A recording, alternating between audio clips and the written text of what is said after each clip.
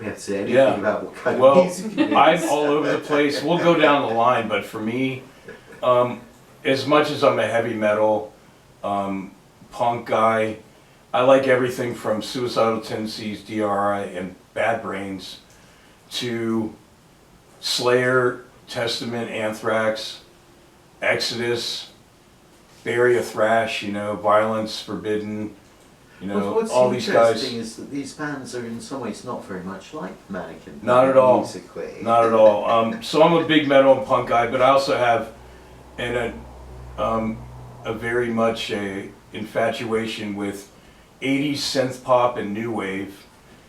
Because we recorded a Duran Duran cover tune on the new album called Girls on Film. So I love bands that I grew up watching the videos on MTV. Duran Duran, Wham, Bananarama, you know, Men at Work, Hall & Oates, all that stuff. And I'm a big funk guy, so I love Parliament Funkadelic. In the same sentence. I love Lakeside, Heatwave, Parliament Funkadelic, all the funk movement from the 70s. Kool and the Gang, Earth, Wind and Fire, and reggae, ska. So I love everything.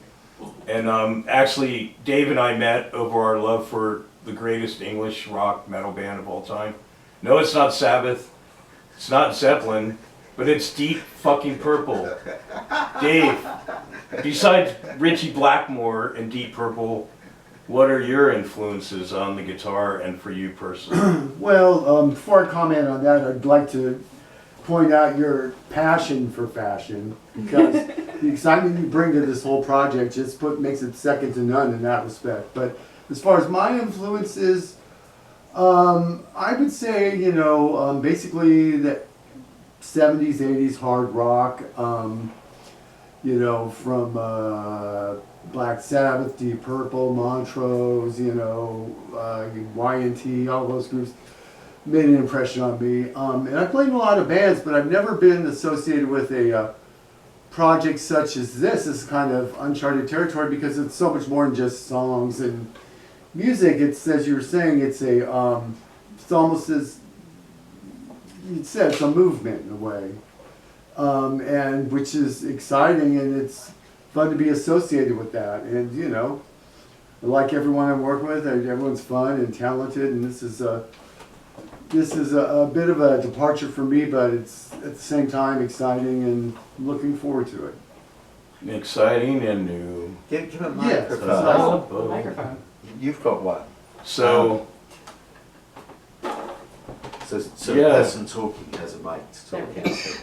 That's what I'm saying. I hope that was all captured on audio. But he loves Montrose, Van Halen, Purple, Sabbath, and he's played guitar for over half his life, and he's been in some bands before this, and take it away. yeah, well, you know, I mean, I got. Well, what's really surprising to me is I sit here and I listen to you listing off your influences, and it's like two punk heavy metal guys are producing this, I don't know, you quite call it synth pop, but it is not heavy metal. It's industrial, like Nine Inch Nails, Thrill Kill Cult, you know, Ministry, KMFDM. These are all bands we are influenced by, and you know, the creator of this music, Ron Graves, he's a big Frontline Assembly guy. He's a big Angel Spit guy. He loves Skinny Puppy. He loves My Life with the Thrill Kill Cult. He loves all this stuff. Lords of Acid, Ministry, Nine Inch Nails. This industrial thing, look these bands up, KMFDM. They're amazing. If you don't know industrial, it's like electronic dance drum beats with heavy electric guitars, and that mashup of like... It has a sort of mesmeric quality, which is what I like about it. It's, For sure. you can just like groove on the beat and let the music transport you into outer space. And What were you honestly, saying? I find that a lot of times industrial and metal kind of do go hand in hand. A lot of my friends that love metal and punk, they also gravitate towards industrial. So you haven't given your musical influences and inspirations yet. Oh, not yet. I'm letting Dave speak first. Oh, I'm done. I've said enough. What about your former band, Boy, with your brother? Or you want to save that for the individual? No, well, I haven't got much to say about that. I mean, you know. Well, you should be proud. He did this really cool single, like a double, A record. yeah, a record, A and B side, and you know, it was his brother, and it was early '80s, and it had a very much a, I don't know, I'd say Devo meets something else, you know, but it was fucking awesome. Boy, B-O-I, and yeah, you know, Dave's got the most badass guitar collection I've ever known of anybody. He's got awesome guitars. So. Well, what you said. Fabulous. Alrighty, well, I guess if we're talking about musical influences. It's your turn. Oh, man, that goes all over the place. So, growing up, did hear some, well, Hawaiian music, because one of my uncles, slide guitarist, been in a bunch of different Hawaiian bands. My dad played guitar, so I grew up hearing a lot of Doors and Stairway to Heaven. And So Pink do you Floyd. side with these people then when they say, oh, I like Deep Purple better than Zeppelin? And then growing up in Southern California, being Dutch Indonesian, also like Eddie and his brother Alex. Van Halen was definitely an influencer, kind of like the one role models I could really say the community ever had. So that's definitely in there, and I guess the debate, I definitely have to say that I like the I like both Sammy Hagar and the other genres of Van Halen, and also I like Wolfgang stuff too. He's actually got some pretty thoughtful lyrics. Other influences, V&V Nation, huge fan, KMFDM, Lords of Acid, yes, I had an album or two. But yeah, I think probably like later half of high school I really got into KMFDM and then V&V Nation. I fell in love with those bands. And then later on, there's other stuff like Mono Inc. I'm a huge fan of theirs. And then also the operatic stuff too, because I also did grow up with a lot of originally training in like musical classes and choirs and stuff like that with an operatic background. So of course I was going to love Nightwish with Tarja Turunen. And then Within Temptation, I love that band as well.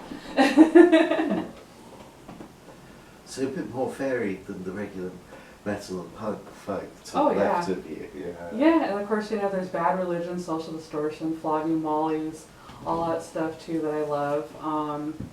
And then veering off, well, actually another genre that I find me and a lot of my metal friends really like is kind of the Viking traditional stuff like Halung and Mordruna. Also huge fans of that stuff as well. Ah. And these are like Viking bands? They're Well, playing- there's Scandinavian bands, traditional music set to like kind so of they like call it music neo-folk. from the 1400s and 1300s? Some of it, yeah. Wow. Especially Mordruna is really interesting because I think the lead singer, if I recall correctly, has a PhD in traditional Scandinavian music and actually has made some of his own instruments. Wow. Yeah, he was actually a consultant on the Viking series. Oh yeah, I'm a little bit of a history nut, so Renfair, hello. So you're going to bring a Viking song into Mannequin Planet there? A little bit. So far I do have one song that's definitely very opera influenced, and I like to think that maybe a little influenced vocally by, like I said, bands like Nightwish. Yeah, the new record, A Living Statue in a Dying World, where the bass player plays on one song, guitar player plays on one song, doing guitar parts, Industry Vampire, the Junk Jive Robot, and you know, as I said before, the music was done by Ron Graves. He is a great musician in his own right. He has a band he plays guitar in and produces them called Suicide Queen. He also is in a band with another female singer, a side project called Noctronics. Then Ron has his own group called Hellbound and another group called Evil X. this man, the reason why he doesn't want to play on stage with Mannequin Planet is he just created new songs and said find singers and musicians to play them. I'm going to go do 101 projects like Les Claypool or Maynard of Tool or Mike Patton of Faith No More. These guys are anxious and hungry to do 101 projects, not just be known for one. They just want their legacy to be more vast than that. So Ron graced us with these songs and we're just making more of them. And we can't thank Ron Graves enough, even if he's not rolling with the current Mannequin Planet. He came up with these songs and we're really proud to, add to them and keep, his legacy going as much as that of Mannequin Planet. So, yeah. So you talked about some of the other bands in the Bay Area. Tell the people where they might go to see bands here, where the local scene is. Well, all over. We have played shows at the Oakland Metro, the Uptown, that's now the Crybaby, Vinny's in Concord. We used to play at the Red Hat and Time Out in Concord. Those are no longer around. But Toots Tavern in Crockett, I want to play. Huge place. I want to play Pine Street Bar and Grill in Livermore. These are all clubs. We're trying to set up a show at a record store called Ska Dog Records in Hayward, and another record store skateboard shop called Up the Creek Records and Skateboard Shop. Trying to do shows there to branch out away from the clubs and do record store appearances to promote the new record that we got coming out with these new songs on it. And there's so many other great places in the city. There's San Francisco, there's O'Reilly's that used to be the Milk Bar. There's Brick and Mortar, there's DNA Lounge still there. There's a lot of clubs have closed, unfortunately. We played the Red Devil Lounge. We played Haight Street Fair. That was a really big one for us, opening for Jefferson Starship. We had to win a battle of bands and we beat 24 bands to be the #1 band. And we won on my birthday, and the reward was to play opening for Jefferson Starship at the Haight Street Fair. So we had to do 3 rounds at Lennon Street Studios to win that. And that's dedication. So the past members that have been part of this, it just goes to show you that if you're dedicated, you can set short-term goals to become long-term goals and play in front of a crowd for Haight Street Fair. There's a lot of history there, and we were proud to say we were part of that. And we also